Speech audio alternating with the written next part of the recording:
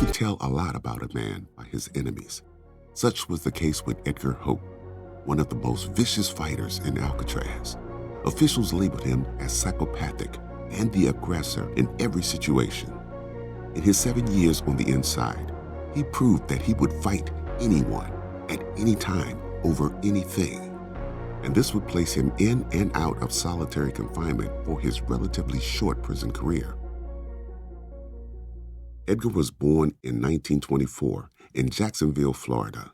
He worked as a dry cleaner in his late teens, and around this time, he caught 2 charges in the early 1940s for carrying a concealed weapon and drunk and disorderly conduct. But Uncle Sam would make all that go away in 1943 when he was drafted into the Army during World War II. But his life as a soldier would be short-lived.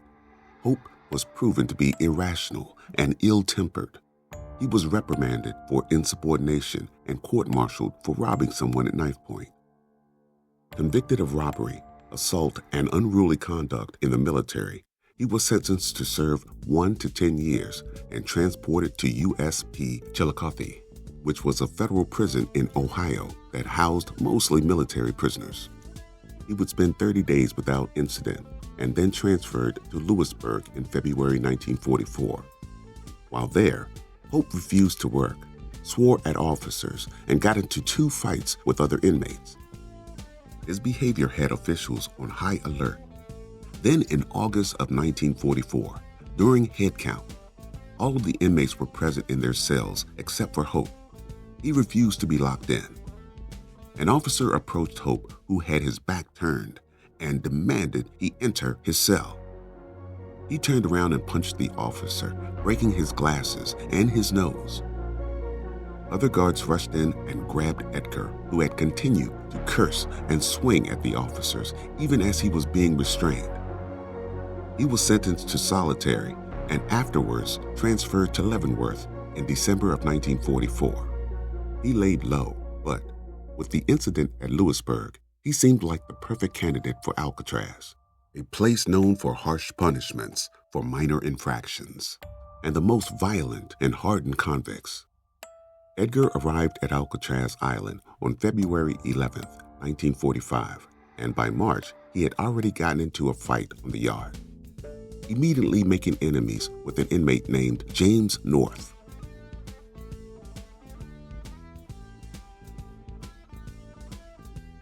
James was from Louisville.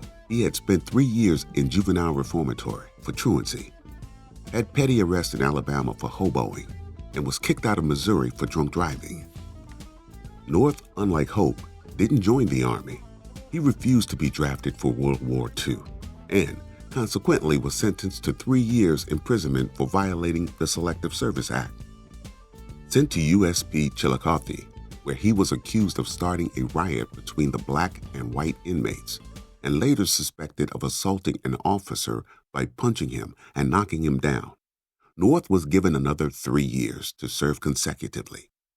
He was then sent to Terre Haute, then Leavenworth, and ultimately to Alcatraz, where he made friends. And one day, while one of his friends was playing handball against Hope, North made an offhanded comment. Edgar suddenly charged him and began hitting him.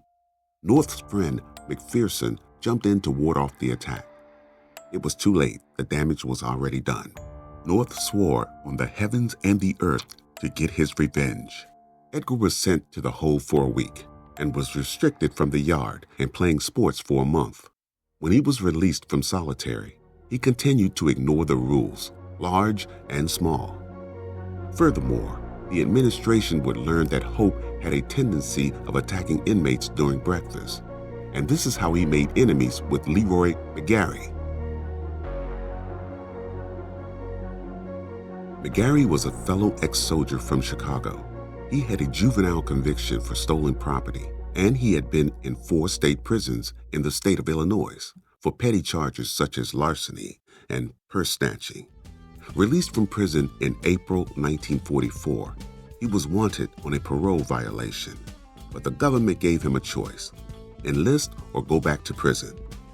He was reluctantly inducted into the Army and began training in Louisiana in the summer.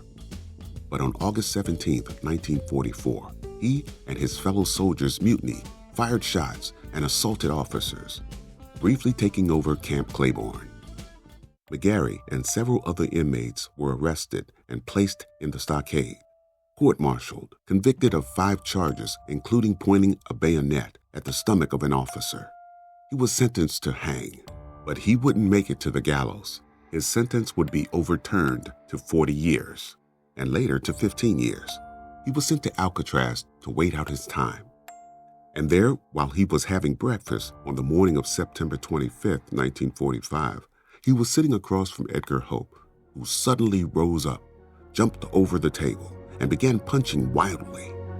Guards moved in and seized Edgar, halting the unprovoked attack. Hope believed inmates at the table were stealing food from him, and he accused McGarry of being behind the whole ordeal. It would be the beginning of a hateful rivalry that Edgar would relish.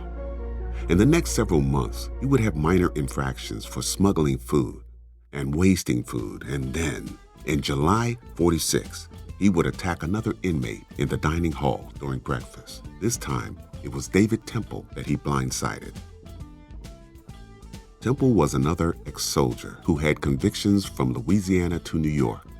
He spent time in Angola State Prison for attempted murder, but Uncle Sam made it all go away, and he was drafted into the Army in 1944.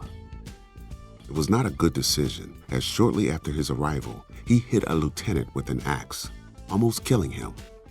Court-martialed and sent into the federal system, he would make his way to Alcatraz, where on July 31st, he would be eating breakfast seated across from Edgar Hope. Suddenly, Hope jumped up and began punching David. Guards struggled to separate the men. Hope continued to kick at Temple, calling him every name in the book as officers dragged him away. The scene seemed all too familiar. Alcatraz was supposed to correct the behavior of men, but some convicts seemed to be unbreakable. In December of 1946, Edgar would be cited for 2 unprovoked attacks. One would be over a baseball game and appeared to be minor. The other attack would take place when Hope was being issued clothes. Edgar believed that everyone had it out for him, and they probably did. Months later, he entered the yard on April 1947, expecting a friendly handball game. Out of nowhere, he was ambushed by several people with shovels and horseshoes. Edgar fought the best he could, but was badly injured. As the officers took him to receive medical attention, he cursed them, said that he could whip the whole bunch if they hadn't gotten involved. The officers suspected North and some of his associates of being behind the incident. Edward received lacerations to the scalp from the attack, but that would not slow him down. On October 10, 1947, he made enemies with another inmate, Waldo Green. Green was a Washington, D.C. native with a long rap sheet. He had about 10 minor jail stints before he was sentenced to 18 years for robbery, sent to Lawton, then to USP Atlanta, and finally to Alcatraz. Waldo would be on the compound 2 years. He was charged with the murder of Claude Branch, a house painter from Northeast D.C. who was convicted of murder after police found a man hanging from a second-floor window with shotgun wounds. Branch was sent into the federal system where officials said he caused race trouble. Sequentially, he was transferred to Alcatraz, where he got into a fight with Green. Both men suffered injuries, and Branch died of blunt force trauma. Green was charged with murder and was found not guilty. He returned to Alcatraz, where he played handball to pass the time, and this is how he met Hope. Hope fashioned himself as a handball aficionado. He was known for attacking opposing players and teammates after playing sports in the yard. He and Green fought several times over these games. Edgar said Waldo was jealous of his skill. The men appeared to have mutual respect and a die-hard rivalry. They fought numerous times, and sometimes guards had to fire a shot to get them to stop.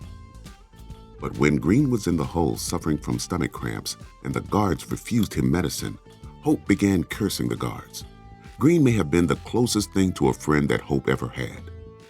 On March 30th, 1948, guards found an inmate in his cell suffering from serious injuries. They suspected that Hope stabbed the man during a fight. Hope admitted to fighting, but not using a weapon. Since the other inmate didn't cooperate, he was not charged with stabbing. And even though the guards found the weapon, they were not looking to extend Hope's stay at Alcatraz. Psychologists labeled Edgar Hope as antisocial. He had fought over 10 inmates at Alcatraz. He couldn't seem to get along with anyone, especially himself. Playing the clarinet when inmates were trying to sleep, yelling through the toilet in his cell, whistling and hollering at night. The warden believed that Hope had a persecution complex.